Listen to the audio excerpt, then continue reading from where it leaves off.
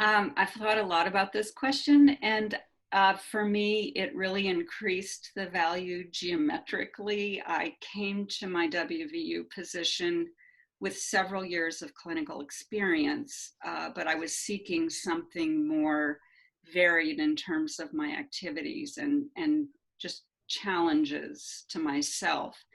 So mentoring over time became a favorite part of my work, working with mentees in supervisory meetings and also in real time with patients. I loved sharing the challenges of the work and also the joys and the rewards, and just witnessing the building of child clinical skills, parenting skills, and having the opportunity to pass on my framework and the way of being with people, the way of um, treatment with them to someone who will be continuing the work in her own career lifetime. I've enjoyed the mentorship role. Um,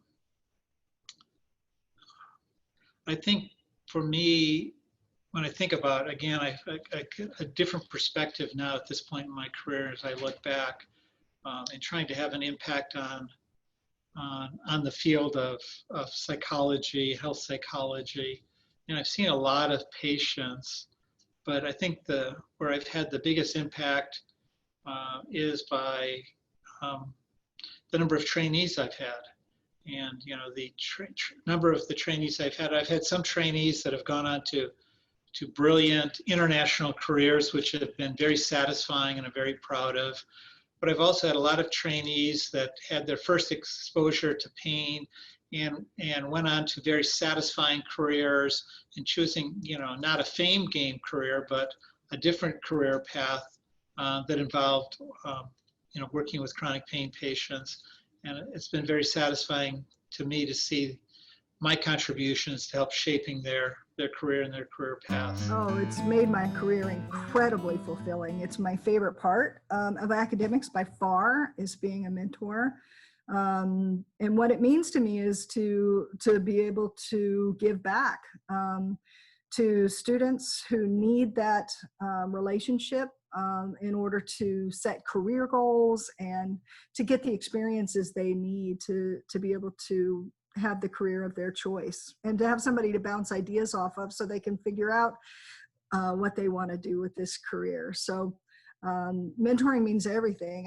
I'm happy to take a position that has less money per year, less salary, in order to be a part of mentoring, because it makes my job so fun. Just can't imagine not doing mentoring. It's been such a part of my life, and I've really got a benefit and a privilege being in academia that mentorship is a part of my professional work. And so I'm really privileged in that way to be able to work with students and trainees and other mentees. There's a huge reward that one gets by seeing mentees achieve and make contributions themselves professionally and personally. That's just an amazing part of one's career. Has been probably more rewarding than pretty much anything else I can say.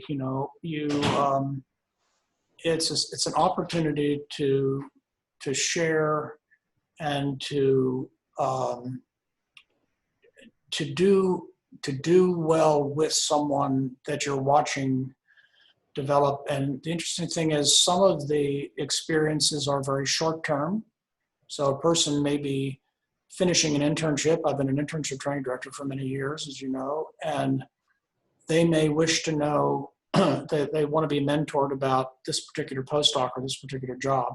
And it's a relatively short-term situation, 6 months to a year, and then they are launched and their kite is flying and they're doing great, and I never hear from them again, except maybe a card or a note from time to time.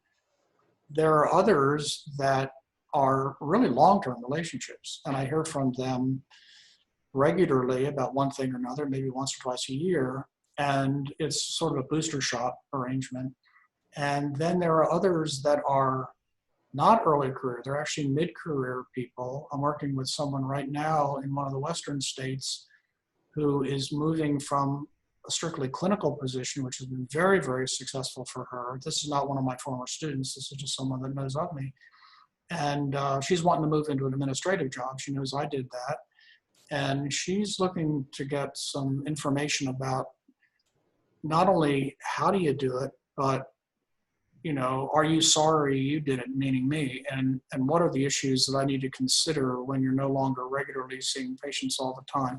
So for me, it's really, it's a constant, it's an IV drip of reinforcement for what I'm able to help other people. This gets back to the original idea of, do you truly want people to succeed? Or is it something you're doing for yourself? And it just gives me tremendous satisfaction to see people succeed. I think it's wonderful.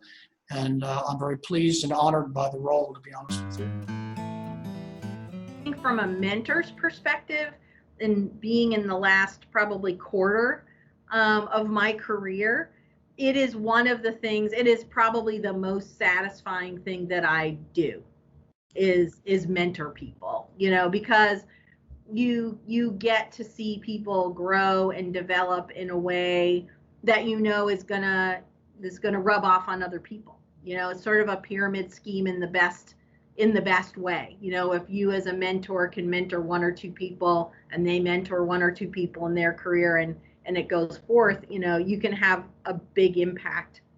And it's just very satisfying and fulfilling, you know, personally to do it. So I would strongly encourage both sides, both the people that want to mentor and the people that would like to be mentors, to really step up and make that commitment. It gives the opportunity for me sometimes, when I'm thinking about the selfish part that I get from the mentoring relationship, is I get to reflect on where I've been and where I've come. Because I think all of us at a certain level sometimes are more aware of our deficits than we are of our strengths. And in that mentoring relationship, I think it forces us to look at what we have and what we've built. And it gives us that opportunity for reflection. And I think that's been one of the most valuable things. In addition, I've been fortunate to have had the wonderful opportunity to be a part of the doctoral program here at Marshall from its inception. Marty Mayer-Connor was, I don't know, maybe he had insight, maybe he was foolish, it's hard to tell, but to allow me to start as the first director of the program. And one of the greatest things has been to develop those mentoring relationships with students, including the ones I'm talking to today, to have those relationships as students, and then to watch those relationships grow and develop and evolve over time into mentoring relationships of early career professionals, but then also as colleagues in the field. And I think the best part of all is as that mentoring relationship evolves and that person that was your student at one point and then your mentee at another point, and now they're your colleague and now they're taking leadership roles in the field. Because I've been in the field that long.